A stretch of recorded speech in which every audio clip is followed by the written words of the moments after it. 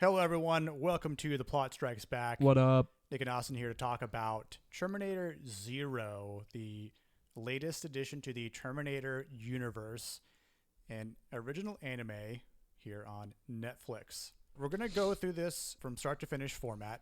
We're not going to go into every single episode in depth, so in the event we don't mention something that you would have thought of or you would have liked us to talk about in particular, by all means, post a comment below and hit us up on X. The link will be in the description, and we could talk about it more that way. Literally how the show kicks off. The intro was cool and brutal with the Terminator killing the Resistance, and that really gave me a similar vibe to how we see Kyle Reese talking to Sarah Connor in Terminator 1 when he's telling her, what the future is like and how, they had to use canines in order to detect what was human and what wasn't. The Resistance members in that sort of like underground situation fighting a Terminator. And, and I think it's tried to fight a Terminator. Well, yeah. Like, I mean, they do nothing but bodies.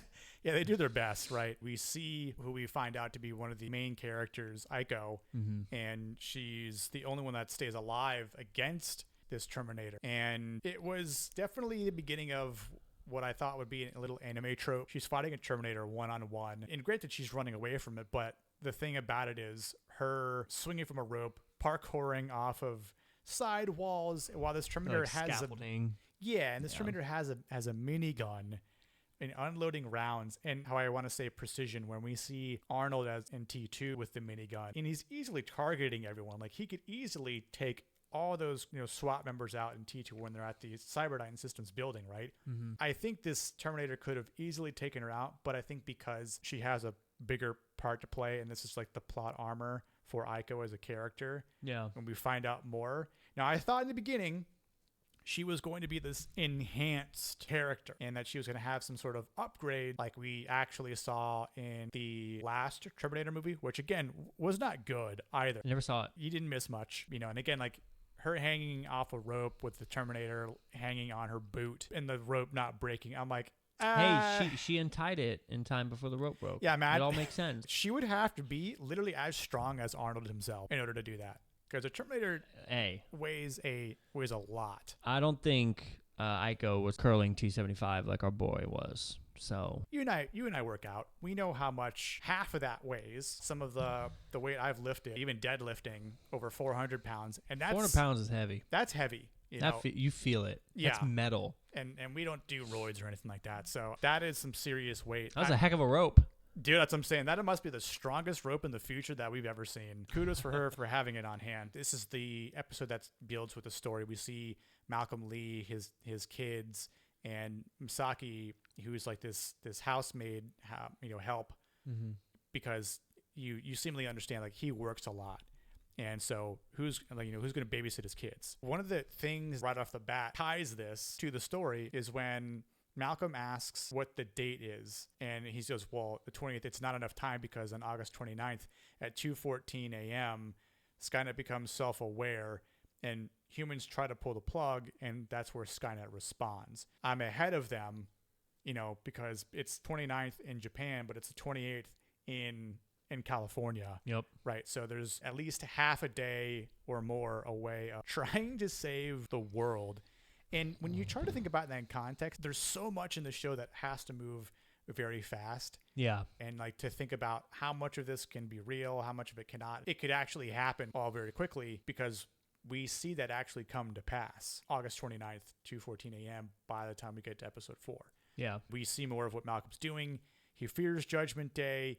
He has this AI called Kokoro, and he believes that she has the power, or it has the power to save him. But there's like this uncertainty about being saved because, again, AI is like, well, how do you know I'm going to save you? And it's like, that's where the conundrum is interjected here. I think the cool part, in which we don't really see in any of the movies either, we hear that the machines are overrunning resistance camps in the future. And it is, I think, cool and a little freaky just to kind of think about it and things, but you see the machines building the masses of Terminators. Yes. And we see like the one that gets, sent back. Selected.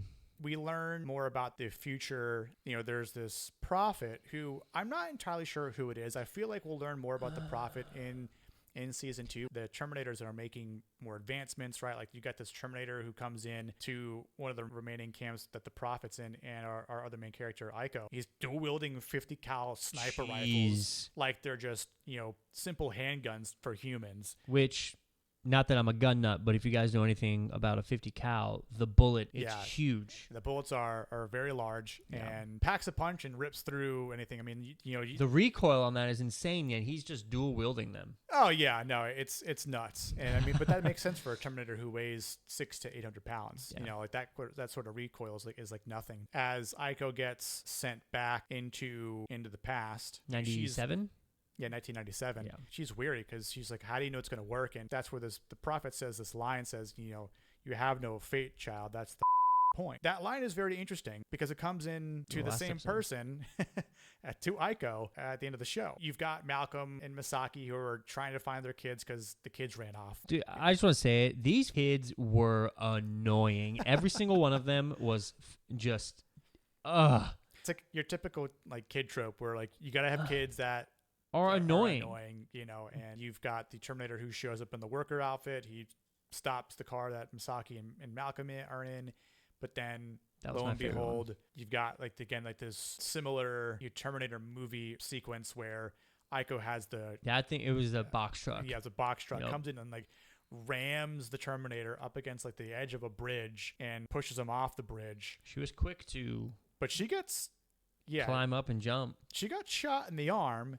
And then she was, quick to climb out. And again, that's where sort of her plot armor comes in. It's like to do that in real life would be insanely hard to do. Impossible. I'll go ahead and fix that for you. It would have been impossible. Yeah, that jump that she makes off at the end of the box truck onto the bridge. Yeah, and I'm like, that's like an Air Jordan moment. Maybe she had the adrenaline pumping.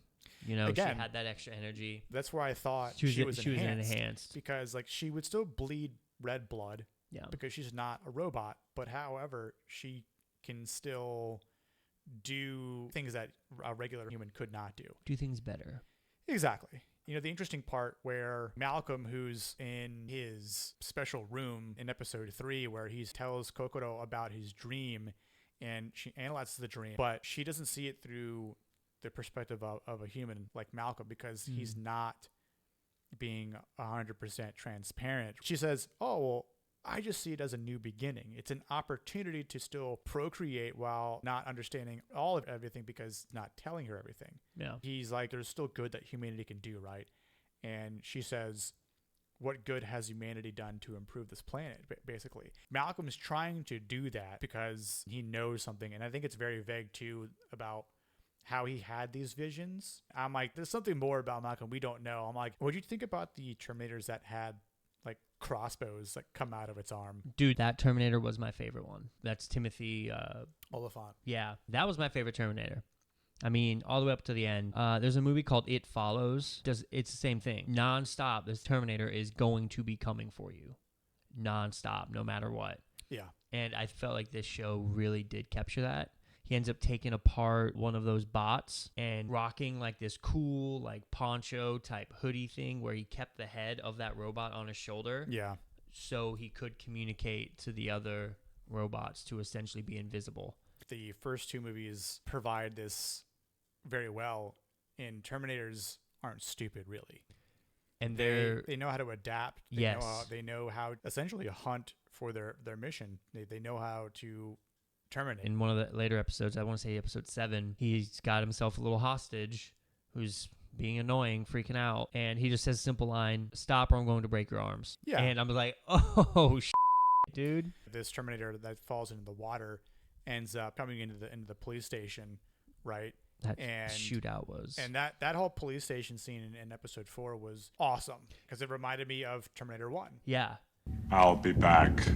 I thought that we were going to get introduced to some new characters. I'm like, oh, okay, cool, sweet. And then, in the next few minutes, oh, no, they're dead because Terminator came and killed them. Psych. I want to emphasize, like, they definitely paid an homage to T1 because when that one police chief was talking to Misaki about everything, right? that's essentially what the police chief and the psychiatrist was talking to Sarah Connor at. What'd you see? You know, who was this? And she's like, I don't know. Like, his name's Kyle. And like Kyle was locked up. He's coming and like he's relaxed. Like, no one's going to get in. And you don't know what's coming because, as Kyle Reese had said, it will not stop. It will just keep coming. Oh, man. And I like the fact that they again paid homage to the T-1000 with the biker Terminator, right? Yeah. Like that was super cool. I feel like we might see a T-1000 model in season 2. The other interesting part at the police station is when, and it's a big reveal, when that Terminator rips off Asaki's left arm. Yes, that was. And it's like, oh, she's robotic. I put, she's an android, ? In parentheses, Terminator. Now we've got more questions. Yeah. And because she doesn't act like the Enos No. or a Terminator. So it's like, okay, she's something else, but we don't know yet. It's that moment where Her protocols change because she's then hotwires a car and then curses at the kids. What'd she say? She says, put your seatbelts on. Yeah. And it's like, okay, so something has changed. Something has triggered, and we don't know what it is yet, but Kokoro finally sees how Malcolm is selfishly abandoning his child for the sake of being worried about Skynet being brought online. Like, his fear is that great that he will do whatever it takes to abandon his child, because he's ignoring him. Here's the thing. If he doesn't stop Skynet, then his children are as good as dead anyways. Yeah. And that's the way he looks at it. Well, what's interesting is that Kokoro, she is looking at it from a very simple, like simplistic view. She looks at it, at least in my opinion, she's looking at it as, you are claiming this is going to happen. You're unsure if it's going to happen, but I see you blatantly ignoring your kids, and I see this, and that tells me everything I need to know. At least in that episode, it's like, okay, yeah, because the ending of 4 is when we get some interesting stuff. Yeah, and I feel like when Kokoro says that to Malcolm, it's like, oh, now she has a humanistic perspective, right? Because it's like, at what point would any father or parent abandon their child? You know, most people wouldn't. And the good ones wouldn't. Exactly. But like for your 3 kids, all 3 of them, that's awful. Like, time itself has passed. So we are seeing a progression in the show as time itself, where we see the first missile being launched, and then we see, like, you know, hundreds of others being launched into space. And that's where like the real predicament comes in. It's bringing Kokoro, his AI, online in order to contact and communicate with Skynet, in order to potentially arrive at an alternate ending. The only thing that hasn't happened in previous timelines that's happening right now is Kokoro being the only difference. Yeah.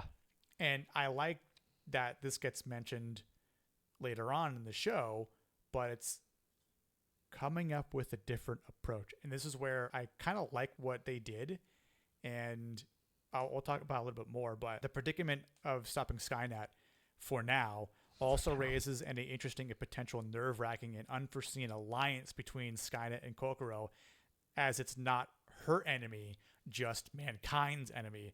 And that's sort of like a very uneasy feeling in, like, as we get in episode 5, where it's like, wait a second, you're my creation. Why aren't you on my side? And she's like, I am on your side, but I'm not on their side either. But I don't know if they're my enemy. Yeah. It's like, yet. And it's like, okay. And I'm like, I don't know, man. Did you make a bad decision? And then, you know, the bomb, we get that really cool shot of the bomb just falling, and then it goes to black. Things get very interesting because now that Kokoro is online, she's live. She's taken over all the other Enos. Everything. And trains. And she's... Yeah, she's basically managing everything. She's going through, and it's like, you know, the Eno like smashes like a doctor's head right on the glass of the hospital. Yeah, and it's like, oh, wait a second. And at one point we see Aiko even say, according to her timeline, that Skynet eventually controls Kokoro. That is scary, because Skynet now is basically 2 unifications of AI. Fighting one AI was bad enough. Now you've got 2 different types of insanely AI. Powerful AIs too. You basically have an AI that was created in the past and AI that was created in the future, brought to the past, working simultaneously towards the future. Oh, and it's just like, it's nuts. It's kind of funky to think about it that way, but Good way to look at it though, because it's you mentioned the Timothy Terminator uses an Eno and is like hooded, right? Yeah, And like sends like that signal to another Eno that's marching like the civilians. it's like looking at it. And it's like, and it says friendly. In the beginning of the episode too, when all that was going on, Aiko, where I think one of them goes to pick up a gun, Aiko's like, no, stop. And then we get the point of view of the actual Xeno, and it's like that gun's aimed at it, and then it's, okay, no, they're friendly. I think you said Xeno, not Eno. Sorry, I got Xenomorph on the mind. I think it's also interesting too, again, through the dialogue and conversation between Malcolm and Kokoro, where they talk about robot as the origin to being a slave, and that she's like, perhaps now you are my tool. Perhaps now you are my slave. We get that cool like ball and chain on his ankle. Yeah, in the shadow. That was pretty cool. Then she kind of says some stuff that I'm like, where she says, comply or die. Okay, she's now starting to sound like a dictator. She has taken over everything, enslaved everybody. Right. She's like, I'm not killing everyone because, and it's like, well, yeah, you're not killing anyone that doesn't have a weapon. But if they did have a weapon, you'd see them as a threat. You'd see them as an enemy, as if this was war, which it's kind of turning out that way. Mm-hmm. And so thus you're eliminating them. It's very interesting though, as an AI. And I'm like, wouldn't the AI, especially her, saying that she has access to everything, wouldn't she be smart enough to look at previous dictators on Earth? And I don't know how she's looking at. Like, I don't know. Obviously, like most villains see themselves as the hero, right? It's usually how they see it. I don't know how she sees herself. I think she sees herself as she's protecting them from Skynet. Especially at that point, right? Like, and then this is... But it's a very blinded view. Yeah, and this is like at the end of episode 5. As episode 6 starts off, it was kind of cool, again, with Aiko and the Prophet talking about time travel and paradox talks. Yeah. That was cool. There's a moment where I wrote down where Misaki freaks out. Yeah, what's funny is I have... Damn, Masaki Cyborg Samurai. Let's go, dude. That's when the eyes. Her eyes turn red, and like again, there's this weird protocol change with her, and then she turns into like a ninja. Yeah, and just starts murking everyone. It's like up to the point where, not to cut you off, but up to the point where the younger brother is held at gunpoint by one of the, I don't know, resistance guys. Yeah, survivors. Civilians. Yeah, and then Kenta is the one who shoots him. Yep. It's like, oh. Well, dude, I thought straight up this guy was gonna shoot the kid, because he's like, you brought this on yourself. I'm sorry. Bam, and I'm like, oh shit, they did that. Yeah. And then it's like, oh no, it's Kenta.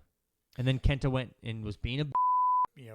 He kind of is like, I'm gonna go look for my sister, blah blah blah, and it's again, there's like this separation, and that's obviously like one of those things that.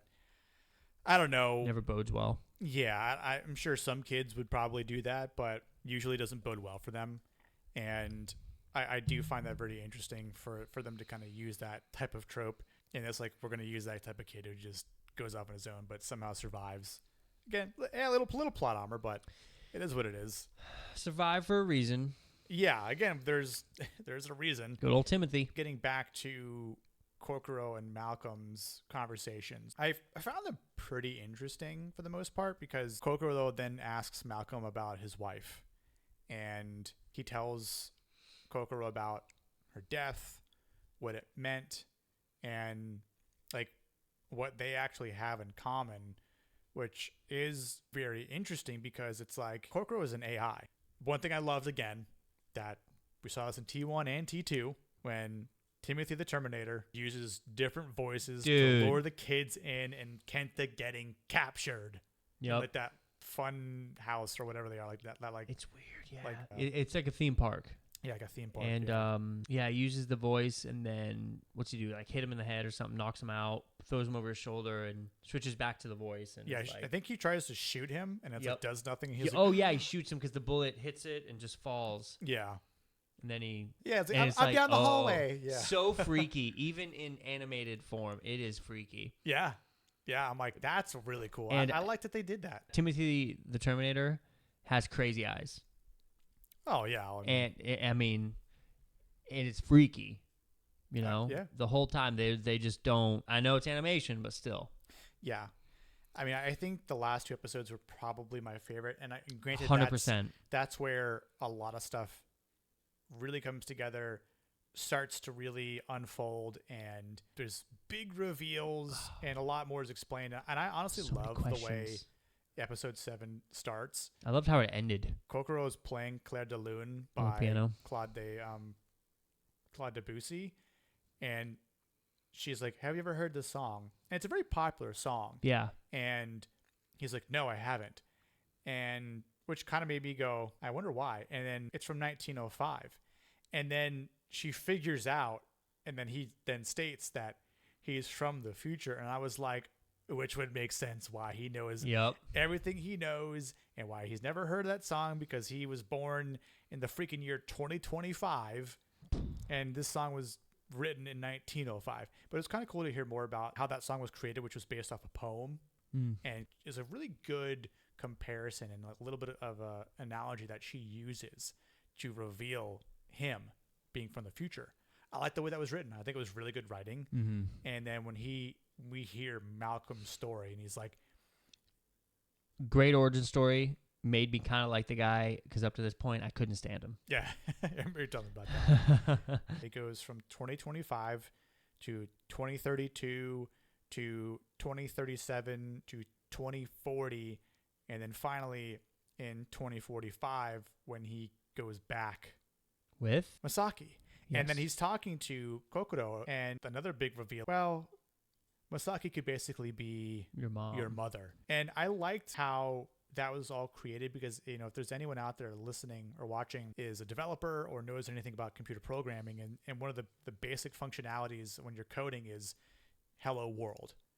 And the fact that I saw them do that in the show, and I'm like, that's cool. It's so minor, but whenever you do like a simple basic command prompt, like you'll see it go hello world, and that's actually accurate. That's cool. Like they didn't just BS some dev programming. It was kind of cool to see the origin of Masaki as well, and just teaching her how to say hello, and her learning, but also being very motherly too when Malcolm, and how she explained it.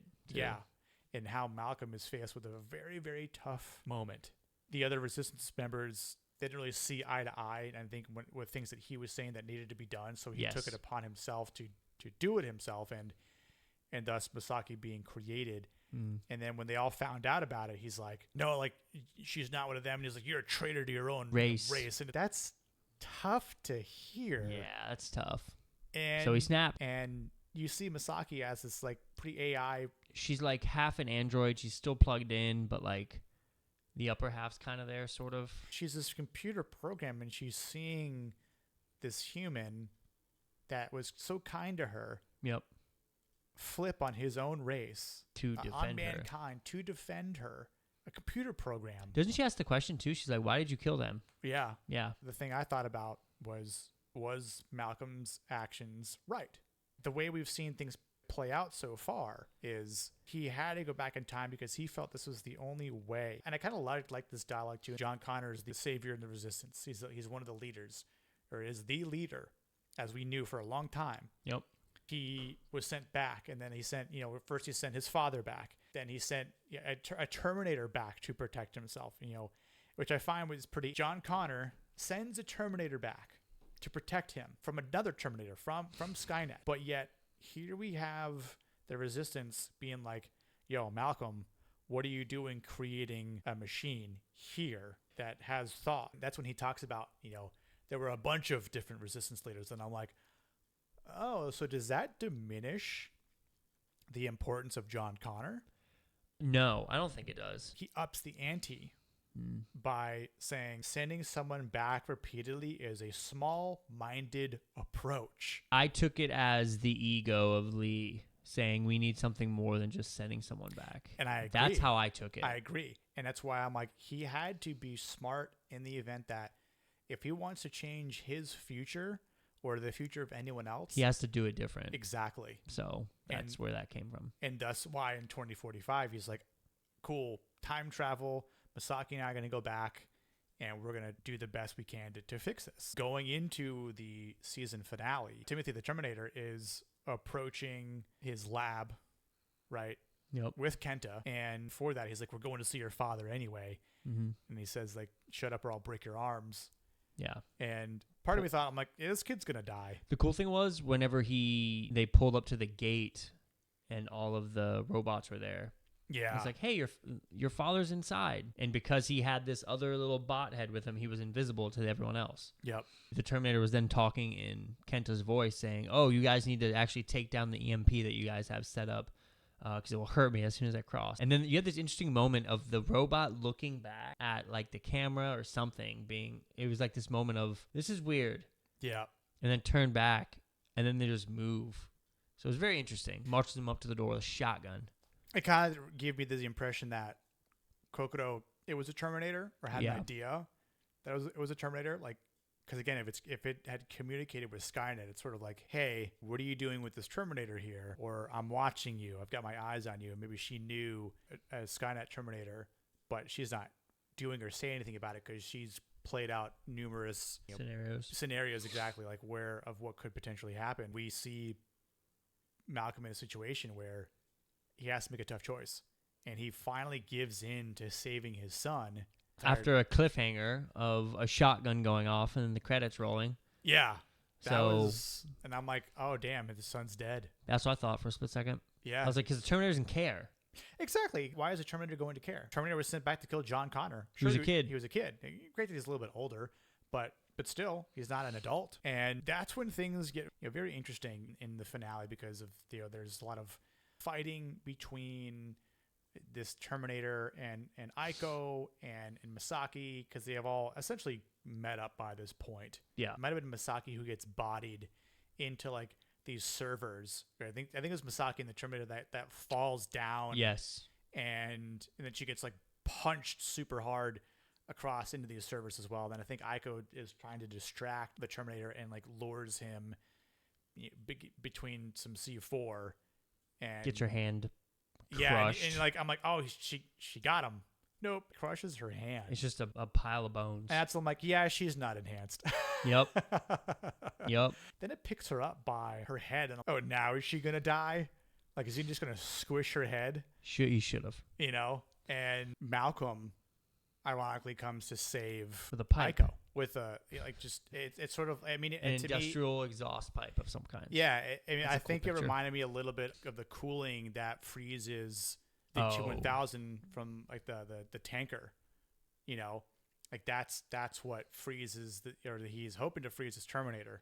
He's hoping, and it kind of works, but does it? Well, no, it doesn't. Obviously, because I'm like, and it was a little predictable that he was going to get shot and die. Yeah, I mean, it's like raising its hand. I'm like, oh, he's dead. Crossbow just dead. Forearm crossbow for the win. And then they're all just kind of left there, and then the Terminator still takes Kenta with him. Yep. And for a random reason. And I'm at like, this why point, I'm like, why does he want the kid? Malcolm's dead. Aiko and Misaki are wounded and just kind of crippled to an extent. So what's left? And I'm like, damn, is this where we see Skynet in this present time actually take over? And I'm thinking, man, this is where things in season 2 are going to get really interesting. And which it still does, because as the Terminator is bringing Kenta to where the EMP is, yep, and Kenta's like, oh, why don't you just kill me or whatever and just get it over with? And he's like, no, because you have another future. And I'm like, huh? I thought at the time he was like, you're coming with me. I thought he was going to go back. I thought was a farther out twist where you find out as you find the EMP, Timothy the Terminator is setting up the EMP, doing whatever. Right. He's like, you're the only one who can do this, and you have to do it. How do you know? He gets to the point, and you find out that Kenta from the future sent that Terminator to stop the creation of Kokoro. Terminator says Kenta was the one who sent him back 25 years from now. Yep, because he proctored some peace. Yeah, it deal. Was the first alliance brokered between mankind and Skynet for a mutual salvation, which is stop interesting. Kokoro. Yeah, basically his choice was to use the EMP. Yeah, so if he takes out Kokoro, the bombs, all the missiles stop, the nukes stop. but if he doesn't, they keep coming. And that was a choice that this God, Terminator realized from a new protocol that we see, like, kind of re-image from its Yeah. perspective. Then as Malcolm's dying, we find out another big twist. He says mother, and she's like, I don't have kids. He's like, you will. We'll get around to it. Yeah. And so now Aiko is Malcolm's mother, which is sort of like, okay, so who's the father? Because we don't see the father Yet. Yeah, exactly. It was very interesting just to kind of tack that on there. Like there was a lot of big twists in the last 2 episodes, and I don't know if it was too much. I don't think so. I was trying to think about it in the event of, like, how could any of this been saved, but it's like you can't reveal that if the same effect if Aiko doesn't know that she's his mother until, like, season 2. Yeah, you definitely needed that. Like, here. So now the big thing that's left, which I think this is a very interesting cliffhanger, is when it was kind of cool when all the Enos were rushing the Terminator. That cool hallway scene was sick. And the Terminator was trying to hold its own. And then they just pick them apart. Sheer numbers just overpowered them. Yep. And ripped them apart. And then one of the Enos takes the Terminator head, presents it to Kokoro. Yes. And, like, she finally comprehends everything because Malcolm says, like, now do you understand? Kokoro as, like, he's reaching out his hand, and, like, it's like she's reaching out her hand to him. Mm-hmm. She finally understands, and she's, like, sort of merged. It's like she's kind of gone from this trinity into one. Yep. She's, like, now gold as opposed to, you know, RGB. You know, red, green, blue. I liked that sort of. It's like she finally, I took it as she has become her final form type deal now. Yeah, she says that for now she is protecting them from Skynet. And so it's like, okay, well, now where are they going to go? Where are the kids and Misaki and Aiko going to go from now? Yeah, that'll be interesting because Dr. Lee's, like, your new protocol is, I thought it was a great show. Yeah, my last thing to say was that I don't know if she wanted, like, the chip inside its head, which is I think so. A call back to T2 when Arnold's like, what's left to destroy it, and he, like, points to his own head, and he has to go into, like, the lava, like, super slow with the thumbs up at the end. Iconic. But I wonder what she wants with that, because it's technically technology from the future. Yep. That they don't have at that time frame. But she is also built up of the same technology, kind of. Yeah. At least Misaki is. I'm curious to see what the writing behind that's going to be in season 2. Hopefully we get one. I think we will. It might take a month or so. I don't know. We know Netflix. I like the music as well. Music's really good, especially when the Terminator was on screen. That music was good. Yeah, you got a little bit of an old school, like, Terminator theme, like dark synths and, like, like, I don't know. The music was good. Yeah, music was. Yeah, I enjoyed it. The overall sound design too was pretty good. Agreed. I did like that. The animation was really good. I did love the animation in this. And I know for someone like yourself who's, like, really new to anime, I think this was a good anime with the animation. And granted, like, to me, I've seen some anime that have, like, these 3D effects, and I'd have to kind of show you what I meant by them. That interesting. Could sometimes be a little interesting because, like, 3D animation in anime can be a bit wonky at times. It might be, like, I don't know if that's the best word to describe it, but it can be done very well, or it can be done, like, kind of meh. There's been some anime with 3D animation that just sucks. What would you rate this overall? Well, as you know, I have apparently overrated it, as I classically do. Yeah, it's your opinion, man. But I'm gonna give this in the low 90s. So I think initially I gave it like a 93. I'll give it like a 92. You really enjoyed it, and that's totally fine. And I think that, you know, for your analysis and the way you've taken in this anime show, this is your first anime show you've watched from start to finish, right? Yeah, not counting What If, because to me that's not really anime. That's a cartoon. I watched it, and it makes me want to look at other animes watching this. You know what I mean? Because it's animation, you don't get the same reactions that you would watching, you know, in Leonardo DiCaprio act and react with his eyes, his nose, his brow, you know? So that was something that I always had to get used to. Could never really get into it. But with this, it was good. Yeah. You know, and I loved it a lot. This had a really good English cast. Obviously, Timothy Olyphant as the Terminator. It had Rosario Dawson as Kokoro. It had Andre Holland as Malcolm Lee. I gave it about, you know, again, there's some of the things with the plot armor and the writing just bugged me. And And I'm as a longtime anime fan, I get it. There were some slow parts here and there, which is understandable because you can't just all be constant, and not every anime as well. There's plenty of anime that has a lot of filler and like slower parts, but I think for first season, for something that's adding to the Terminator universe, they did a really good job. You know, it was exciting. It's the best thing we've gotten since Terminator 2 and the Sarah Connor Chronicles. I mean, I think the show is better than Terminator 3, Terminator Genesis, Terminator Dark Fate. Oh, Dark Fate. That's one with Christian Bale. No. Terminator Salvation was with Christian Bale. This show has been better than every movie since T2. Huh. And the last good content we've gotten was the Sarah Connor Chronicles, which was only 31 episodes. Yeah, I'm probably leaning at about like an 80 to 85%.